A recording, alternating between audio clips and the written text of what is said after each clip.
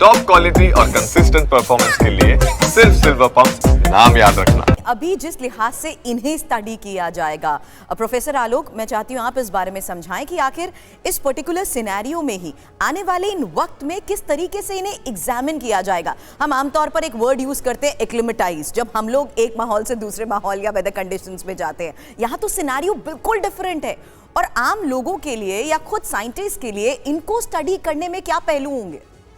हाँ, जैसा कि वो वहाँ पर उनका माइक्रो ग्रेविटी में थे और यहाँ पर फिर वो वहाँ पर वेटलेसनेस का उनके पास था, क्योंकि वो हवा में तैर रहे थे, उनको सोने का कोई एंगल पे नहीं फर्क पड़ रहा था। तो बिल्कुल टोटली डिफरेंट इन्वायरमेंट में, ऑल्दो वो ट्रेंड है, बिल्कुल उनको ये ट्रेनिंग मिली हुई है।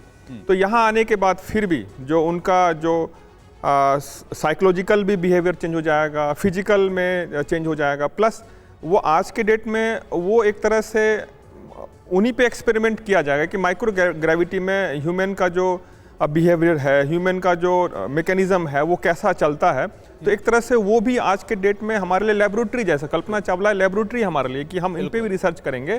तो और यहाँ पर आने के बाद उनको जो टाइम लगेगा, जो नासा का प्रोटोकॉल भी है जो अपना 45 डेज का है, तो उसमें उनको पुराने जैसे पहले बिहेव करती थी, पहले जैसे रहती थी, उसी स्टाइल में आने में टाइम तो लगेगा ही, क्योंकि बहुत सारे पैरामीटर्स उनके जो है नॉर्मल होने में टाइम लगेगा।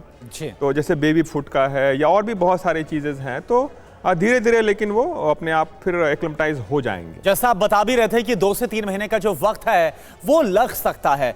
डॉक्टर मनीष पुरोहित, क्योंकि आप देखिए इसरो से भी आप जुड़े रहे हैं, एक बात मैं समझना चाहूंगा, नासा तो इसे बहुत ही सक्सेसफुल मान रहा है और इसको लेकर बहुत स्टडीज की जाएगी, बहुत ज्यादा इससे आगे जो हेल्प है वो नासा को मिलेगी। लेकिन क्योंकि इसरो के भी जो फर्दर अचीवमेंट्स हैं, फ्यूचर प्लान्स हैं अंतरिक्ष के मिशन को लेकर, ये जो पूरा मिशन रहा, इसका कितना मेजर कंट्रीब्यूशन होने वाला है इसरो के लिए भी, उसकी स्टडीज के लिए?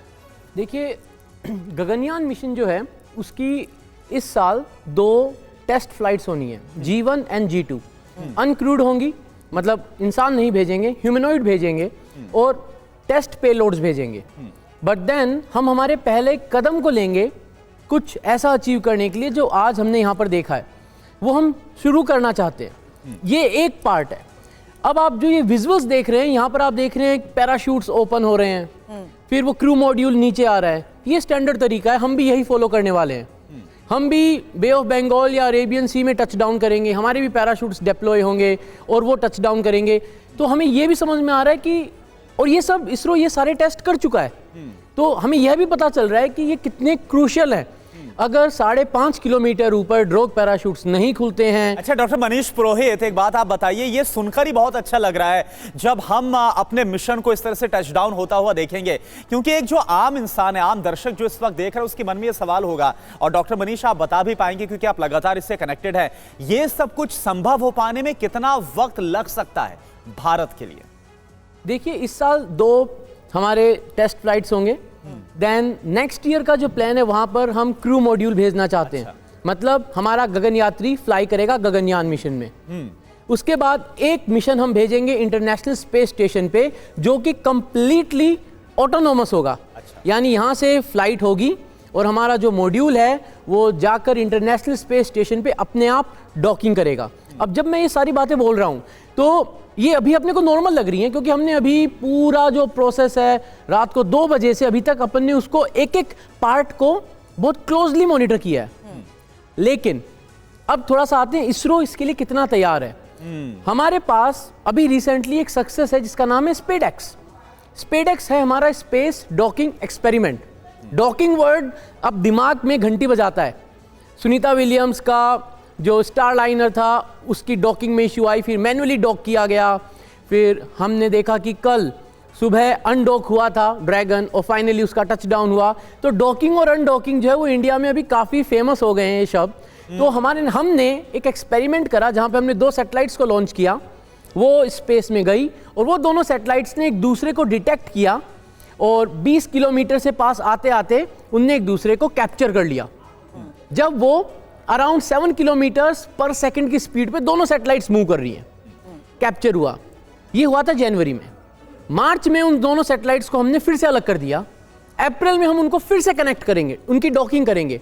ये हमारा पहला कदम था डॉकिंग की साइड। हम इस टेक्नोलॉजी को मैच्योर करेंगे। क्यों? हमने देखा कि डॉकिंग होती है, एस्ट्रोनॉट्स जो हैं वो क्रू मॉड्यूल से इंटरनेशनल स्पेस स्टेशन में जाते हैं, जैसे क्रू 10 में हुआ, और क्रू 9 में जो डॉक्ड मॉड्यूल है उसके अंदर इंटरनेशनल स्पेस स्टेशन से एस्ट्रोनॉट्स मॉड्यूल में आते हैं, फिर अनडॉकिंग होकर वो बाहर निकलते हैं। यानी ये बहुत क्रिटिकल टेक्नोलॉजी है जो हमारे को हमारे फ्यूचर मिशंस के लिए चाहिए, और हमने ये सब करना चालू कर दिया है। इसी साल स्पेडेक्स हो गया है, गगनयान की फ्लाइट होनी है G1 G2, so we are getting ready. अब एक और एस्पेक्ट है, इन सबको लेके कौन जाएगा? We need a powerful launch vehicle. तो पावरफुल लॉन्च व्हीकल जो है उसको हमने नाम दिया है ह्यूमन रेटेड LVM-3, और उसकी भी टेस्ट फ्लाइट इस साल होनी है।